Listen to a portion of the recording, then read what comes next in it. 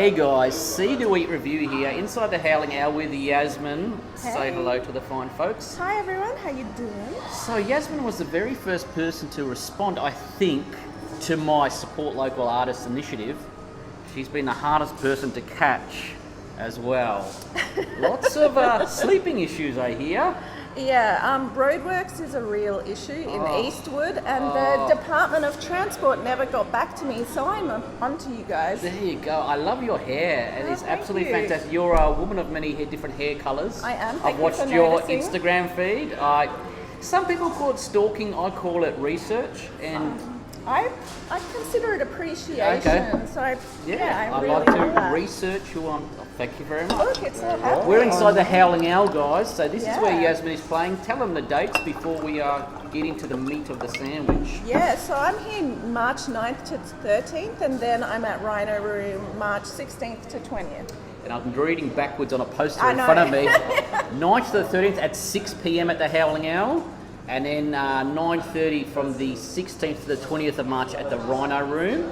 How many shows have you done before? Oh, first everyone, tell everyone what the show's about, and then we go into the meat. Okay, so my show is about my journey with chronic illness, endometriosis, neurodiversity, and all the basically crazy shit I did to try to get better, including moving to Byron Bay, taking ayahuasca with shamans, vagina crystals. Like, I cannot explain how desperate I was. I was so sick, but it's also really funny, all the random stuff that happened to me, so I thought I'd share that with you all. Have you done a show before? I have, but not a full solo show. Oh, this is your first. I've talked to a couple of people doing their first solo show, and how's the feelings of that? You comfortable? I know she needs a good night's sleep, guys, and that's why I hold no grudges against her whatsoever. She said, I need to sleep. I went, let's push it back a little bit. Well, dear viewers, I didn't want to be a shitty person interviewing going, so yeah, I decided that I wanted my to job. sleep. Yeah. Yeah. Okay, well, we couldn't have both of us like that. We need to bounce off each Yes, exactly. So, Byron Bay, other. Yeah, man. I'm pretty sure there's going to be a Pete Evans Oh. story in there, isn't it? So I don't like Pete Evans. You can have that on record. Sorry, Pete. Oh, I hope the fans of his don't come to the show. They'll boo you out of the building. But so you didn't go buy one of those ultrasound lamps or anything of him? No. Thank But goodness. I do have a story about bioresonance stuff and tapeworm, which did actually work, but goodness. you'll have to watch the show. So what hits home with me? I was just talking to someone yesterday who's a different condition, Yeah. and me with anxiety is my biggest frustration was not knowing what was happening with my body. Yeah. Yeah? Yeah. And you go from normal to, I think I'm going actually crazy. Is Yeah. that the same thing that happened with you? You're just like, I'm normal and suddenly I'm a different person. I don't know what the hell is wrong Oh with me. yeah. It's kind of like wheel of misfortune. Yeah. You don't know when it's going to hit, and you could be having the best time Yes. ever, and it's like, hello, anxiety. Yes. So I feel you. I used Yep. to have panic attacks Yep. and like completely at irrational moments, including happy endings. So, Oh, Jesus. so yeah, it's a ride. So it wasn't a happy ending? No, it was tears? like a bit of Okay, we'll save that for the show, people. Yeah. So what else? Vagina crystals? Yeah, so they're basically called yoni eggs, and they're like jade crystals that you're meant to put up there to help heal. Yes. And yeah, it didn't. It didn't heal? Well, I mean, it just felt, Weird. I don't know. Apparently it's an ancient Chinese art, but if you look it up, there's no actual Chinese literature saying it's a Chinese art. Did you buy that in Byron Bay? Yes. Okay, so I did a workship with all these other women. I did a lot of weird workshops, and some were actually quite transformative and powerful, but some were, full of Gwyneth Paltrow shit. types? Oh yeah, but Do you talk about Gwyneth Paltrow? I'm just jumping into all the wackos that I know. Not Nothing really. about gloop? No, although the exploding vagina crystal. Oh my God. No, the vagina candle. Oh she yes. Had, Oh my goodness. She gives the alternative health industry a bad name. There are the alternative health did help me, but just I think you shouldn't be paying $1,000 for a vagina.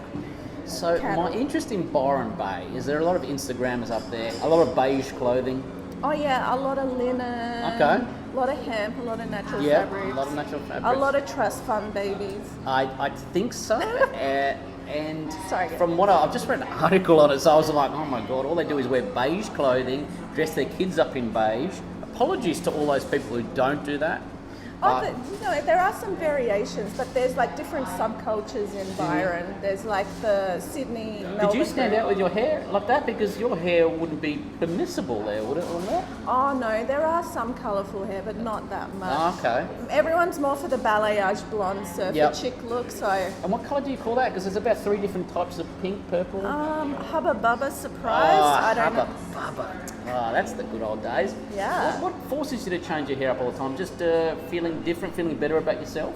Well, because I am an artiste as well. I love colour, and I don't know, I have naturally dark hair, and sometimes I'm natural, sometimes I just like mixing it up. And I also have a lot of wigs. Okay. I like the effect that hair can have on your vibe.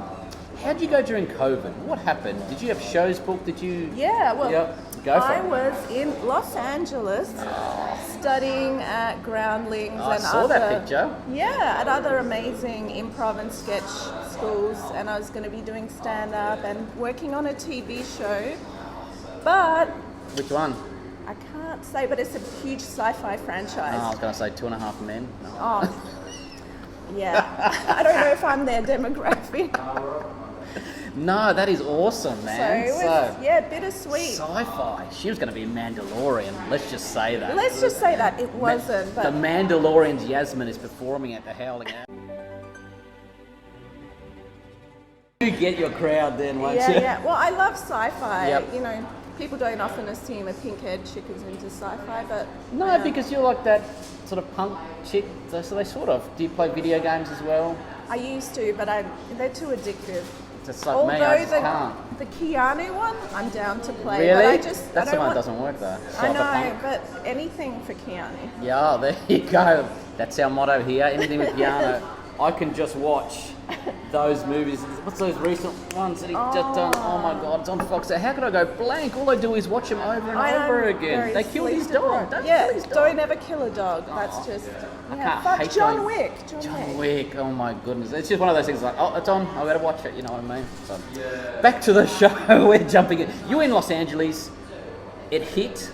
Yeah. Did you bail out of there straight away, or did you take your time and go, I'll wait it out and see what happens? I waited it out, but I came back March 14th, so I'd already booked my tickets, and a lot of people were like, hey Yaz, you're overreacting. And I'm like, I write sci-fi, I know what dystopia looks like, and we're headed there, baby.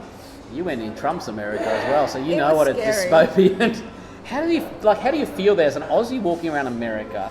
It's not really your business, so you sort of stay out of it, but how's the feeling there? Was the feeling there?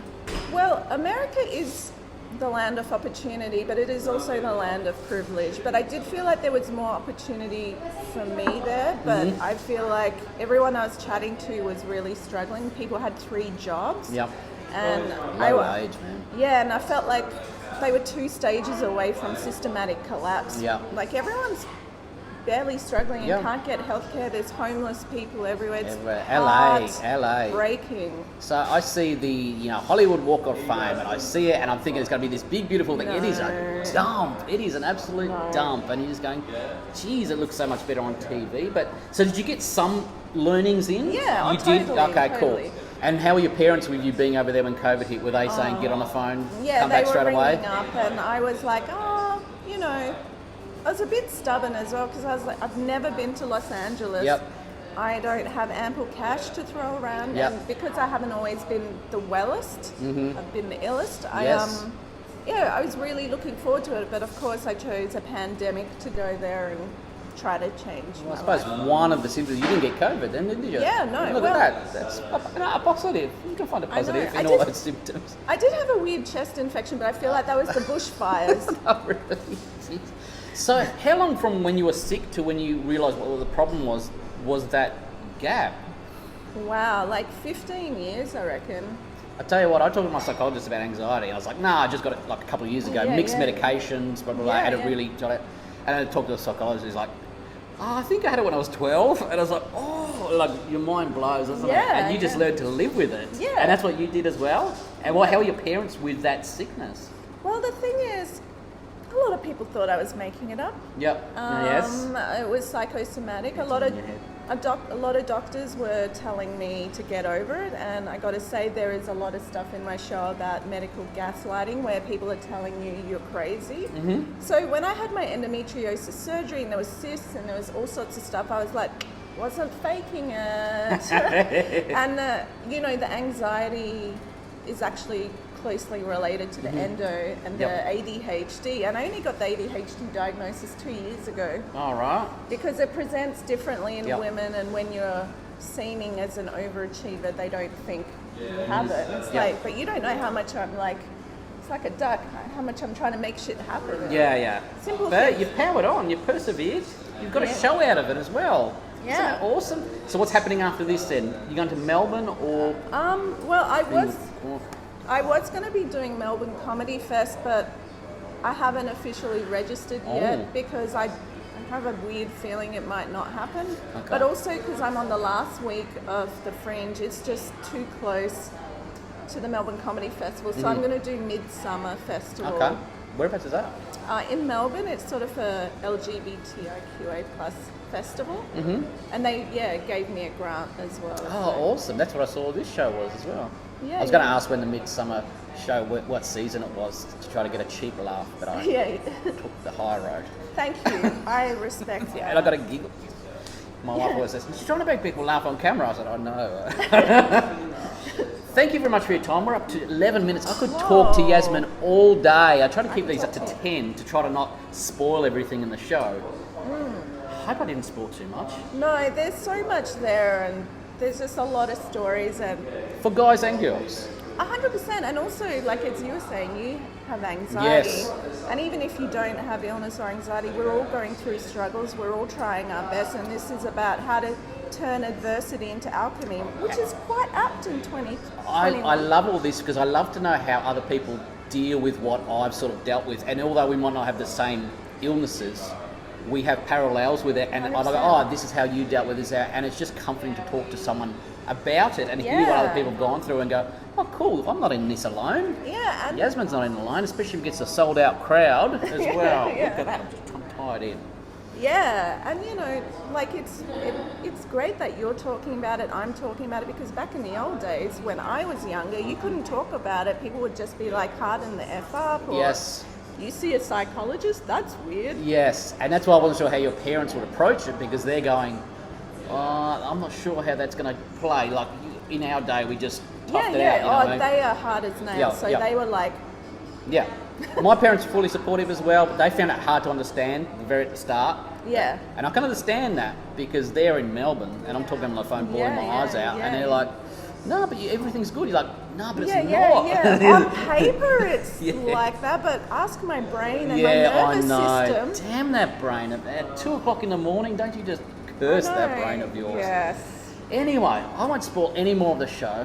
You can catch Yasemin here at the Howling Owl. My eyes are darting. 9th to the 13th of March at 6 p.m. Thank you. Or at the Rhino Room from the 16th to the 20th of March at 9:30 p.m.